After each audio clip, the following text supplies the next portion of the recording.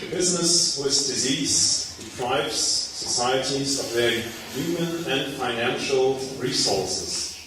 Also, in order to maintain their profit interests, these corporate interests force the people more and more into dependence and illiteracy.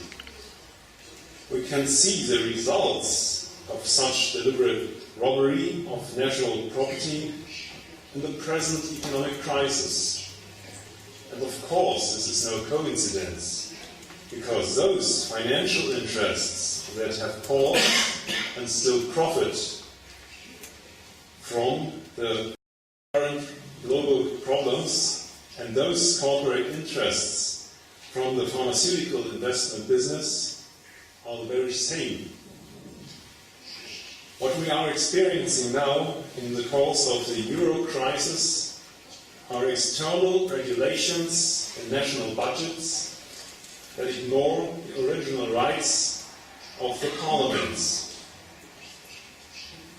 The guidelines made from the so-called Troika include massive cuts in the social state, the ongoing privatization of public goods, and even, as presently discussed in Portugal, the outrageous idea of annulling the constitution in order to radically enforce the intentions of financial markets and corporate interests.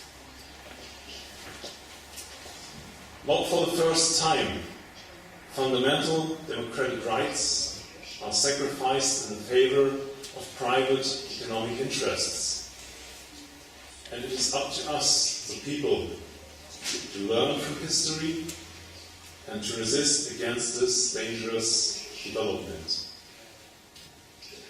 Those who suffer first from massive unemployment and increasing poverty are the weakest. According to the recent UNICEF report, Childhood in Spain 2012-2013, child poverty has alarmingly increased. The report found that in Spain, within 2 years, there has been an increase of nearly 205,000 children living in households with incomes below the poverty line. The number of households where both parents are unemployed has risen between 2007 and 2010 by 120%. Also, the report shows evidence that 41% of the people in Spain have changed their dietary consumption habits as a direct consequence of poverty, meaning that families are forced to subsist on cheap, unhealthy fast food because they cannot longer afford fresh, healthy staple foods. Together with the catastrophic degradation of public health care, already today a significant increase of easily preventable diseases can be noted. The situation is not much different in Greece, in Portugal or other countries, not only in Europe. And it is obvious who is benefiting from this inhuman development. This diagram shows the estimated development of the global cancer epidemic based on the figures from the World Health Organization. The upper line depicts the annual new cases of cancer. The line below describes the development of cancer deaths. As we can clearly see, both curves are rising, while the annual number of cancer is predicted to exceed the 10 million mark by 2020. The number of new cancer patients is expected to reach 16 million in 2020. But even worse, by 2030, the WHO experts predict that almost 1 in 3 people will die from cancer. What does it say? Despite the perpetually declared breakthroughs in the pharmaceutical cancer research, there has been for decades no real benefit for cancer patients. And according to the WHO experts, there won't be any such progress for the people in the future, neither in effective therapies nor in primary prevention. And of course, we all know why. The prevailing therapeutic approach of conventional cancer medicine, which is the indiscriminate damaging and killing of cells by using toxic chemicals or radioactive agents, has definitely failed. The only reason why these conventional approaches, chemotherapy and radiation, are nevertheless still applied is the dominant profit interest of the business with disease. Let's take a look at the conditions in a country with a modern health care system. Is there any progress in the survival of cancer? In this chart, we can see in red the number of cancer deaths in Germany per year within the last 3 decades. In relation to the total deaths, which are shown in the black line. Although Germany is known to have one of the most advanced and expensive health systems, this is obviously no guarantee for getting an optimal medical care that reflects the progress being made in research. As we easily note, the number of cancer deaths is continuously rising, and with an increase of 20% within the last 30 years. This sobering fact is even more serious because the trend of the overall deaths is meanwhile decreasing. Moreover, cancer is no old age disease. Also, younger people are more frequently confronted with this diagnosis, and nearly a quarter of the people who died from cancer were younger than 65 years. So, contrary to the recurrent media hype about alleged progress in cancer treatment, this statement does not show in the statistics. In fact, we can see the opposite, the clear evidence for the failure of the prevailing therapeutic approach, resulting in 220,000 patients dying from this nowadays largely preventable common disease. Indeed, the oncology market is one of the most important growth engines for the pharmaceutical companies. Obtaining a slice from this huge profit pie is tempting. The Swiss pharma giant Roche, you see it in the first place, made more than half of its sales, $20 billion, with essentially only 3 drugs, oncology drugs. Unlimited greed for profit and market expansion are the motivations for this pharmaceutical investment industry. And hence, it is necessary for them to cover up the ineffectiveness of their outdated, highly toxic therapies and to deceive the people about their real business interests. The expenditures to apparently combat common diseases are limited increase. They have become an economic threat to entire economies. The epidemic increase in cancer is primarily involved in this cost explosion.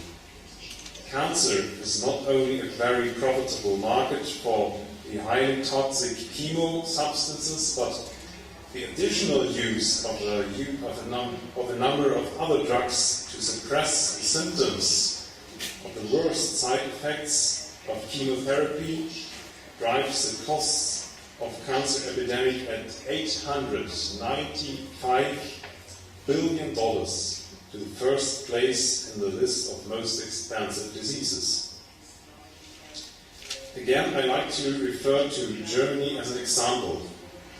There, within the last 20 years, the health expenditures grew up to the twofold.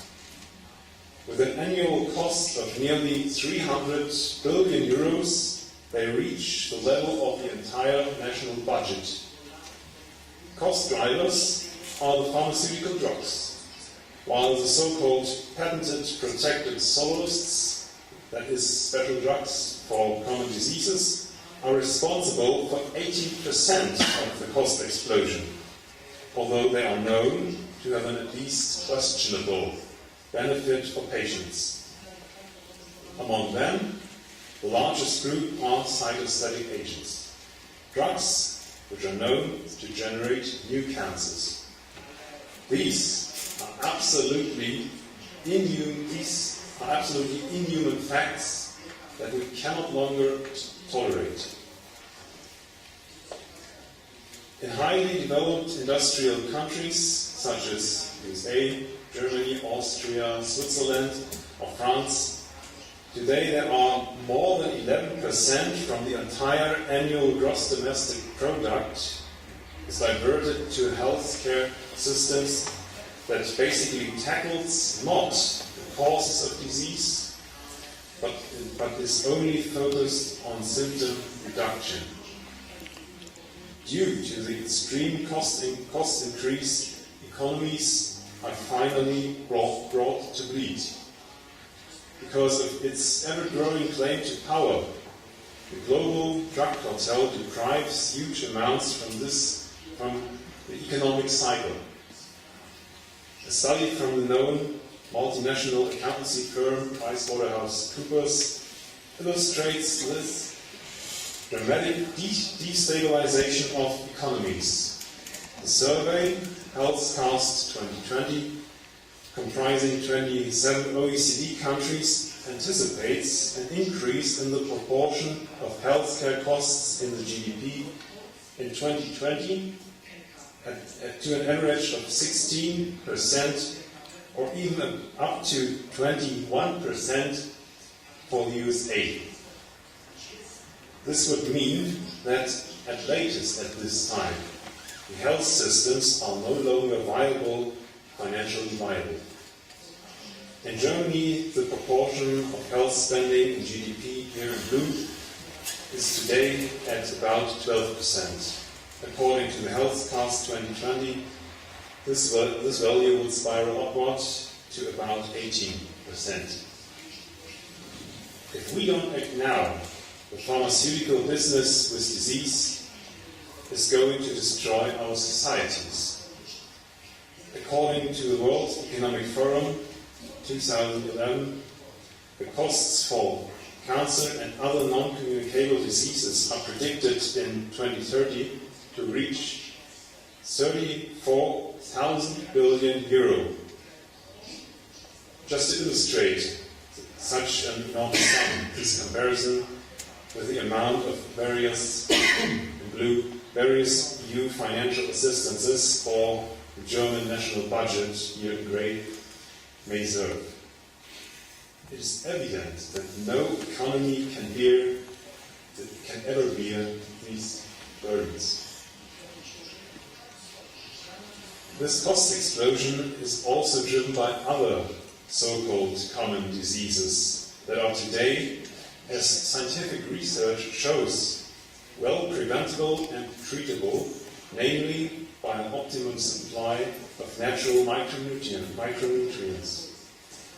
These widespread, expansive, but actually unnecessary diseases include cardiovascular disease, diabetes, osteoporosis, degenerative diseases like dementia, and others. As an example regarding how it is already speculated on the expansion of these markets, I'd like to show here the prognosis of diabetes and Alzheimer's disease. The International Diabetes Federation reports in their first Diabetes Atlas from the year 2000, 151 million patients. for 2010, already 285 billion diabetics worldwide are given. Assuming the continuation of this trend for 2030, even 435 million people having diabetes are predicted, an increase that is mainly attributed to the so-called developing countries. Diabetes, including its severe secondary diseases, currently causes costs amounting at least $376 billion worldwide. In 2030, the costs are expected to rise to $490 billion. According to the World Alzheimer Report 2010, Alzheimer's disease will increase worldwide more than 3 times until 2050. In order to secure its multi-billion-dollar business as long as possible, the pharmaceutical industry has created many dependencies. The medicine is involved in pharmaceutical sales. The media receives millions in advertising orders. The science and research is made dependent upon external financial funding. The investors are satisfied with profits. The politics and the legislative process is influenced by donations and numerous lobbyists. Alone in the Brussels EU, there are about 30,000 of these political whisperers. In addition, there are many renowned law offices representing companies not only legally, but also politically. The pharma-oriented health system is basically characterized by treating symptoms instead of the elimination of the causes of diseases, thereby achieving the expansion of diseases, inducing rising expenditures, and additionally the fact that drug-related deaths have a prominent position in the population mortality tables. Because this is of course completely the opposite of what we, the people, are interested in, and likewise what is intended by the right to health and life. There's only one conclusion. We have to act now and to overcome the fraudulent pharmaceutical business with disease. The socio-economic dimension of this historical change is immense. It goes far beyond the individual health benefits. Bearing in mind that the huge annual amount of around $1 trillion in pharmaceutical sales, it is obvious that liberation from these shackles holds a considerable potential for the development of the whole of mankind. Curtailing epidemic diseases, particularly through effective prevention, will reduce the burden of health systems. Hence, a drastic decline in global health spending is possible. The released financial means could be used effectively for public agreements, for social and cultural life, for education, or environmental purposes. Also, it would be possible to rearrange state budgets and to start the reduction of public debt. Health starts with education. One important tool for this global effort is our unique campaign for World Health alphabetization. The entire world today becomes so small because of the internet, and information can reach every corner of the globe easily and fast. The WHA initiative is an internet-based platform where people have free access to life-saving information concerning the causes and the treatment of the most common diseases such as heart disease, cancer, AIDS, and so on. People can learn more about science-based natural health as a foundation for an effective, safe, and affordable healthcare. Our graduates are about 1,500 at this point, and many of them have become ambassadors of this educational effort in their country. In fact, for Eleni and me, both having the honor to be coordinators of the WHA, it is very encouraging to see that people from around the world and of all ages actively join our vision and commit themselves in this struggle, trying to bring positive changes in the place where they live. All these people are trying to enlighten their own people. While knowledge is empowering people, at the same time it removes power from the status quo. However, the aim of the chemical, pharmaceutical, and financial cartel is to establish a permanent rule. This is exactly what the United Europe, led by the unelected commissioners, is intended to serve. The European Parliament has no independent rights to bring in legislative initiatives or changes. Even the European Court is without any democratic legitimacy. The current crisis offers a suitable scenario for this takeover of power in the shadow of fear.